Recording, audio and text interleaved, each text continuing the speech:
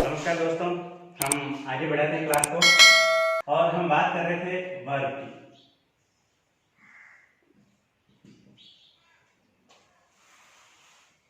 हम बात कर रहे थे यहाँ पर वर्ब की कि सेंटेंस में सबसे आवश्यक चीज कौन सी है। हम सेंटेंस के बारे में बात करें। सेंटेंस में हम बात कर रहे थे कि सबसे पहले होता है सब्जेक्ट, फिर वर्ब और उसके बाद ऑब्जेक्ट। ये हमारी तो सेंटेंस बनाने के लिए हमें सबसे आवश्यक चीज क्या है? क्या सब्जेक्ट नहीं हो तो भी सेंटेंस बन सकता है क्या? वर्ब नहीं हो तो भी सेंटेंस बन सकता है क्या? ऑब्जेक्ट नहीं हो तो भी सेंटेंस बन सकता है क्या? तो इन तीनों कंडीशंस में हमारी सबसे इंपॉर्टेंट चीज क्या है कि सब्जेक्ट हो तो भी सेंटेंस बन सकता है या नहीं बन सकता है। इन चीजों के बारे में हम सबसे ज्यादा यहाँ पे कंडीशन की बात करेंगे। वर्ब की बात करें यहाँ पर, सब्जेक्ट यदि सब्जेक्ट नहीं हो, सपोज करो जैसे मैंने काम किया या फिर मैंने पढ़ाया या उसने पढ़ाया, या एक सेंटेंस है पढ़ाओ पढ़ो, तो क्या इसमें कोई सब्जेक्ट है? इसमें सब्जेक्ट नहीं है। कहने का मतलब सब्जेक्ट नहीं हो तो भी क्या बन सकता है? सेंटेंस बन सकता है। तो हम बात करते हैं वर्ब की। तो वर्ब एक स्पेशल बात करते हैं वर्ब की। तो वर्ब में जो बातें हैं वो हम देखते हैं यहाँ पर कि वर्ब कौन कौन सी होती है, कैसी कैसी होती है, तो उनके बारे में हम यहाँ पर स्टडी करते हैं। देखो वर्ब की बात करें तो वर्ब कौन कौन सी हो सकती है। पिछले लेसन में हमने बात करी थी वर्ब के बारे में। एक तो फाइनाइट वर्ब और दूसरी बात करी थी हमने नॉन फाइनाइट वर्ब।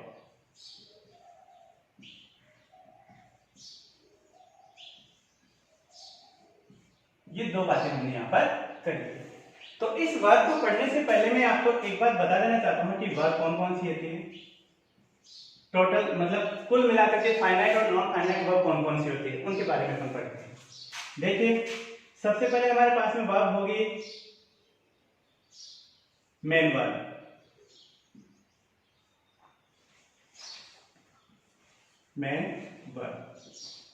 और मेन वर्ब में हम पढ़ते हैं जिसे हम एक्शन वर्ब भी बोलते हैं। एक्शन वर्ब भी हम इसे बोल सकते हैं। और मेन वर्ब में हम वर्ब के प्रकार पढ़ते ही हैं, जैसे first verb, second verb, third verb, fourth verb and fifth verb. ये हम वर्ब के प्रकार पढ़ते हैं। अब जैसे फर्स्ट वर्ब कौन सी है? फर्स्ट वर्ब की हम बात करें, सपोज करो जैसे गो, फर्स्ट वर्ब है। सेकंड वर्ब कौन सी हो गई? वेंट। और थर्ड वर्ब कौन सी हो गई? गॉन। फोर्थ वर्ब कौन सी हो गई? गोइंग। और फिफ्थ वर्ब कौन सी हो गई? To go. ये हमारी क्या हो गई? वर्ब की बात हो गई। तो मेन वर्ब हो गई। मेन वर्ब में कितने? 5 प्रकार हो गए। First verb, second verb, third verb, fourth verb and fifth verb. और हमने बात कर ली फर्स्ट वर्ब कौन सी है? गो। जैसे हम केवल एक एक्शन का यूज करते हैं, जैसे गो वर्ब लेते हैं हम, तो गो के पांचों प्रकार कौन कौन से ये अपने यहाँ पे पढ़ा। सेकंड बात करते हैं हम यहाँ पर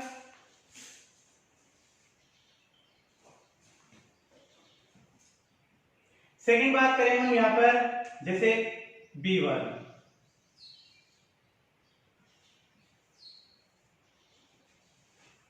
ये बी वर्ब कौन कौन सी है?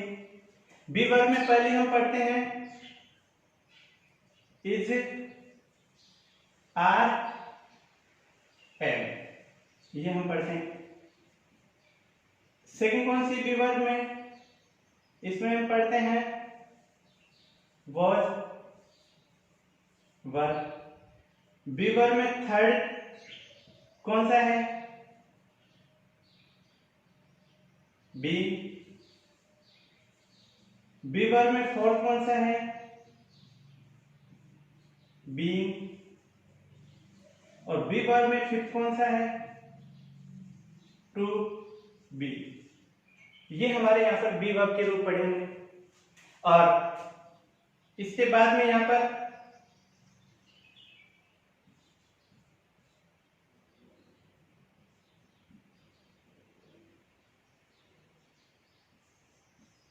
थर्ड देखते हैं। बी के बाद में हम पढ़ते हैं डू वर्ब।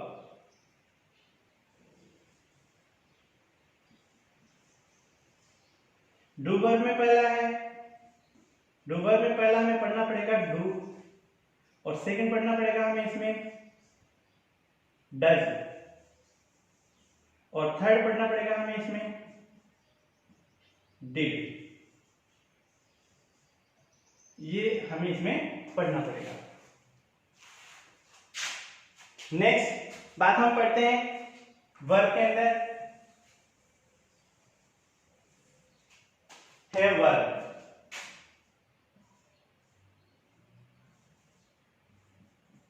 यार सभी बैठ नहीं रहा।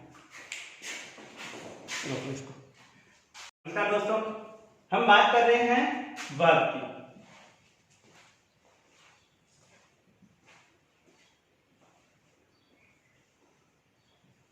टाइप्स, वर्ब टाइप्स कौन कौन से। वर्ब में हमें क्या क्या पढ़ना है उसके बारे में देखते हैं। वर्ब कौन कौन सी है उसके बारे में देखते हैं। जैसे पहली है, हमें पढ़ना होगा मेन वर्ब, और मेन वर्ब को हम कह सकते हैं action verb.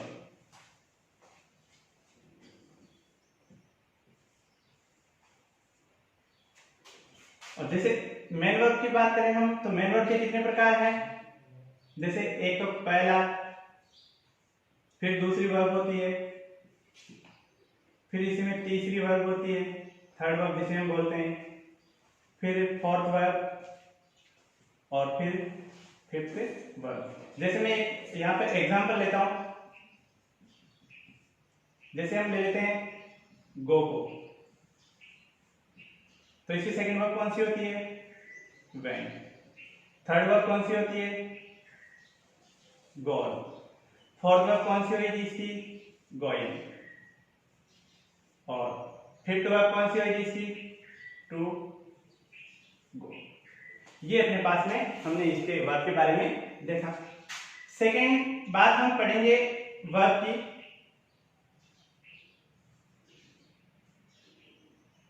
B verb. Verb में सेकंड कौन सी होगी, बी वर्ब। तो बी वर्ब में हम पहला बी का रूप पढ़ेंगे, वो होगा इज, आर, एम, जिसमें हम जानते हैं कि इज का प्रयोग हम सिंगुलर करते हैं। पहली बात तो ये चीजें हमें बताएगी प्रेजेंट को,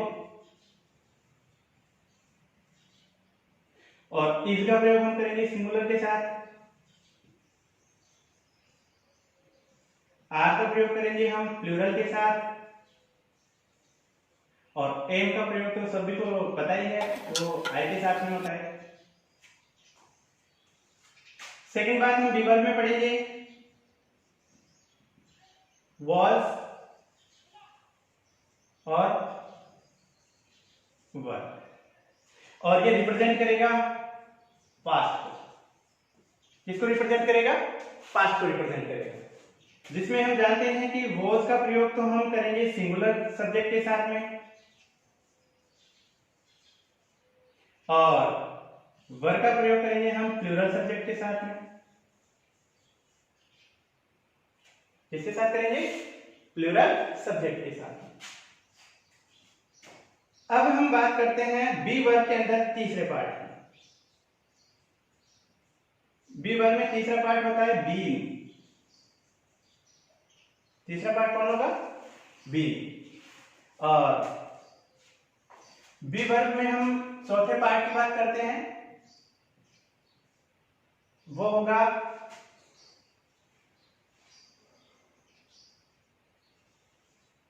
बी,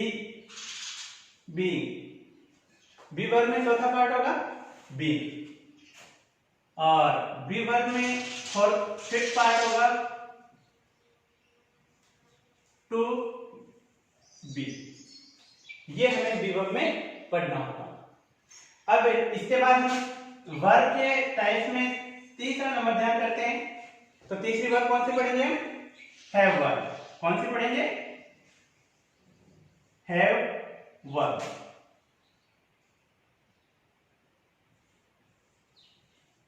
हैव वर्ब में पहला पार्ट होगा अपना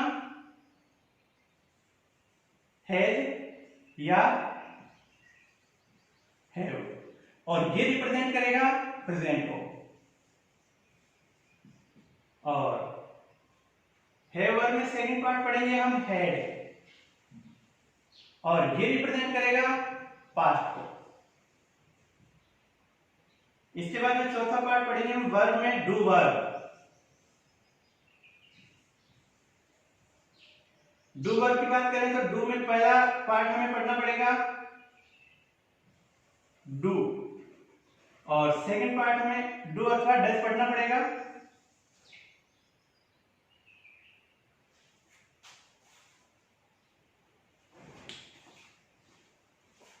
यहां पर थोड़ा हम एक बात देख लेते हैं।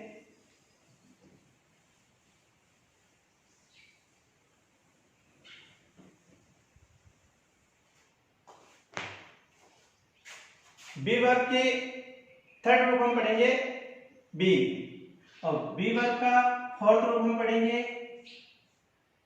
बी,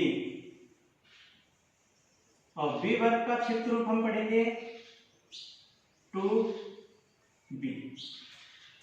इसी तरह से हम वर्ब का थर्ड रूप क्या पढ़ेंगे? वर्ब का थर्ड रूप हम पढ़ते हैं यहां पर डू वर्ब।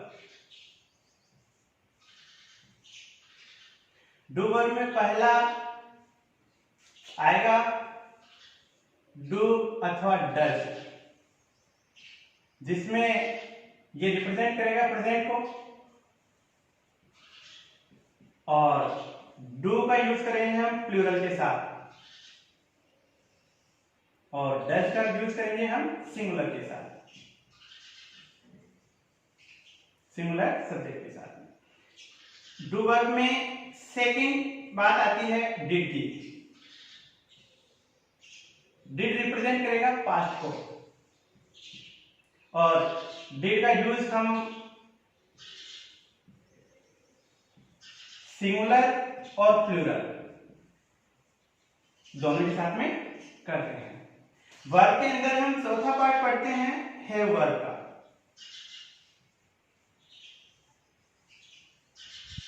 और हैव वर्ब में पहला पार्ट है अपना हैज या हैव, और ये रिप्रेजेंट करेगा प्रेजेंट को। और सेकंड पार्ट जिसमें हैज का यूज हम करेंगे सिंगुलर के साथ, सिंगुलर सब्जेक्ट के साथ में, और हैव का यूज करेंगे हम प्लूरल सब्जेक्ट के साथ। ठीक है। और इसमें हैव वर्ब में सेकंड पार्ट में पढ़ते हैं हेड का, और हेड सभी सिंगुलर और प्लूरल सबके साथ में यूज होता है, और ये रिप्रेजेंट करेगा पास्ट को। और हेड सिंगुलर और प्लूरल दोनों के साथ में यूज होता है, दोनों के साथ में यूज होता है।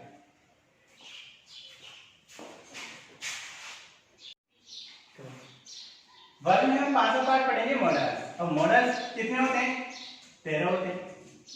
कौन कौन से होते हैं देख लेते हैं एक बार। जैसे विल,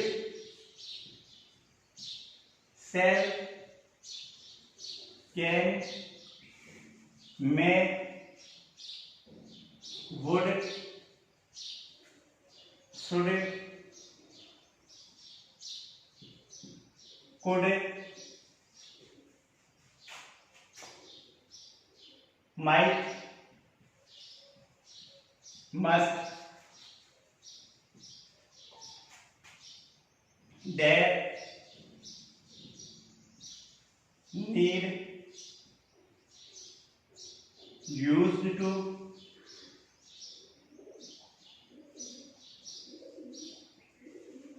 एंड और टू।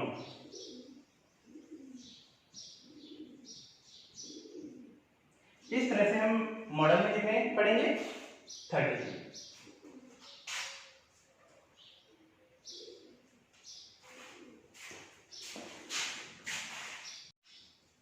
दोस्तों हम पढ़ रहे थे वर्ब के बारे में, वर्ब टाइम्स। वर्ब टाइम्स में हम पहला पढ़ रहे थे, मैंने आपको पिछली क्लास में बताया यहाँ पर कि फाइनाइट, पहला तो होगा इसका फाइनाइट वर्ब और दूसरा होगा नॉन फाइनाइट वर्ब।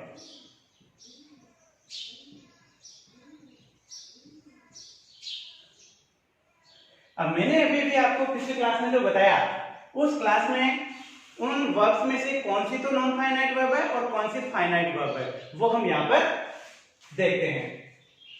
जिसमें फाइनाइट वर्ब की पहले हम बात करें कि उनमें से फाइनाइट वर्ब कौन कौन सी है, तो देखते हैं हम।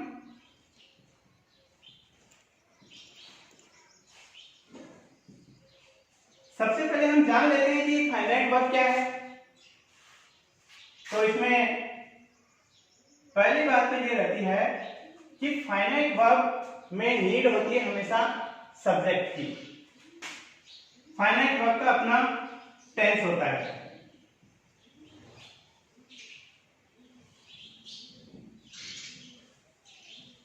मतलब जिस वर्ब से हमें टेंस का पता चलता है या फिर टेंस का ज्ञान होता है, उसे हम कहेंगे फाइनाइट वर्ब। दूसरी बात,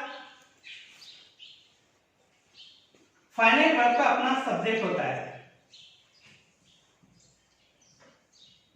कहने का मतलब फाइनाइट वर्ब का जो यूज होगा वो सब्जेक्ट के अनुसार होगा। तीसरी बात हम बात करें, फाइनाइट वर्ब के बगैर हम सेंटेंस नहीं बना सकते। कहने का मतलब सिंगल या फिर एक ना एक फाइनाइट वर्ब का होना वाक्य में आवश्यक है। सेंटेंस में क्या होना चाहिए, सेंटेंस में कम से कम एक वर्ब, एक फाइनाइट वर्ब।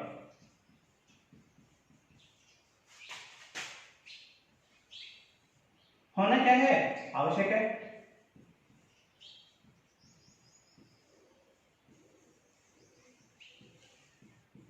ये बात होगी हमारी फाइनाइट वर्ब की। कहने का मतलब फाइनाइट वर्ब में क्या होता है, फाइनाइट वर्ब से हमें सेंटेंस के टेंस का पता चलता है कि कौन से टाइम की बात कही गई है, टाइम एंड टेंस दोनों का पता चलता है। और दूसरी बात, फाइनाइट वर्ब के लिए सब्जेक्ट का होना आवश्यक है। कहने का मतलब फाइनाइट जो वर्ब होगी वो हमेशा सब्जेक्ट के अनुसार आएगी। तीसरी बात, सेंटेंस में कम से कम एक फाइनाइट वर्ब का होना आवश्यक है, क्योंकि एक फाइनाइट वर्ब के बगैर हम सेंटेंस को नहीं बना सकते। तो हम पिछले क्लास में जो वर्ब्स पढ़े थे, उन वर्ब्स में से हम देखते हैं, देखें कौन कौन सी तो फाइनाइट वर्ब है और कौन सी नॉन फाइनाइट वर्ब है। अब पहली फाइनाइट वर्ब हम उसमें देखते हैं। सबसे पहले हमने पढ़ी थी वर्ब, मेन वर्ब। तो मेन वर्ब में फाइनाइट वर्ब कौन कौन सी है? मेन वर्ब में फाइनाइट वर्ब है एक तो फर्स्ट वर्ब और फर्स्ट वर्ब में एस या ईएस, ये इसमें क्या है, फाइनाइट वर्ब है। फिर सेकंड वर्ब भी क्या है, फाइनाइट वर्ब है। और सेकंड बात करते हैं हम यहां पर, सेकंड बात हमने की थी बी वर्ब। बी वर्ब में फाइनाइट वर्ब कौन कौन सी है, देखो इज, पहली है इसमें इज, आर और एम, ये क्या है, फाइनाइट वर्ब है। और दूसरी है वॉज या वर, और मैंने आपको दोनों के बारे में यूजेस बता दिया भाई किस तरह से करना है इसको, बोल दिया वर्ब। नेक्स्ट बात हम करते हैं फाइनाइट वर्ब में वर्ब की नंबर 3।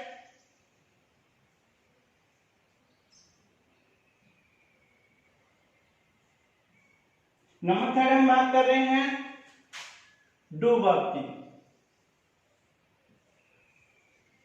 डू वर्ब में डू अथवा डज दोनों फाइनाइट वर्ब है, और डिड भी क्या है, फाइनाइट वर्ब है। फोर्थ हम बात कर रहे हैं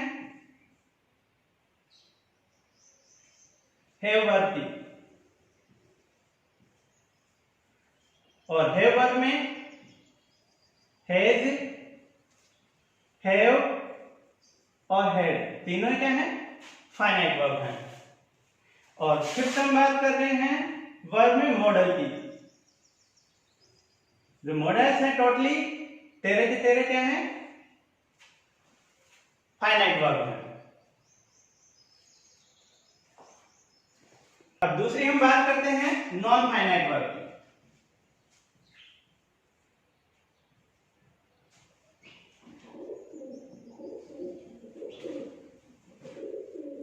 नॉन फाइनाइट वर्ब की दूसरी हम बात करें तो नॉन फाइनाइट वर्ब, पहले इसके बारे में बात कर लीजिए। नॉन फाइनाइट वर्ब क्या है?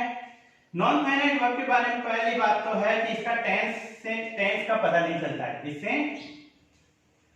टेंस का कोई पता नहीं चलता है। ये किसी भी टेंस में यूज हो सकती है। और दूसरी बात हम करें इसमें कि इससे सब्जेक्ट का कोई लेना देना नहीं है, सब्जेक्ट की भी कोई आवश्यकता नहीं है इसके लिए, ये सब्जेक्ट के अकॉर्डिंग नहीं आती है। थर्ड बात हम करें इसमें कि थर्ड बात हम इसमें करें क्या रखें, और थर्ड बात हम इसमें करते हैं कि इसमें कितनी भी मतलब फाइनाइट वर्ब के अलावा कितनी भी नॉन फाइनाइट वर्ब से हो सकती है। नॉन फाइनाइट वर्ब हो सकती है कितनी, आप जरूरी नहीं कि एक ही हो। तो ये बात रही हमारी नॉन फाइनाइट वर्ब की। अब हम वर्ब के अकॉर्डिंग नॉन फाइनाइट वर्ब को पढ़ते हैं। तो इसमें सबसे पहले हम ले रहे थे मेन वर्ब। मेन वर्ब में पहली नॉन फाइनाइट वर्ब कौन कौन सी बची? देखो फर्स्ट और सेकंड तो हमने किसमें ले लिया था? फाइनाइट वर्ब में। अब थर्ड वर्ब किसमें आ गई? नॉन फाइनाइट वर्ब में। अब थर्ड वर्ब हो गई, थर्ड वर्ब को हम क्या बोलते हैं? Past participle.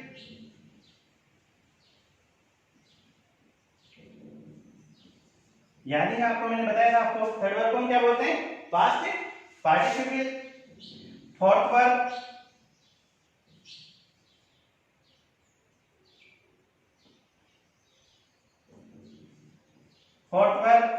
और फोर्थ वर्ब को हम बोलते हैं प्रेजेंट पार्टिसिपल।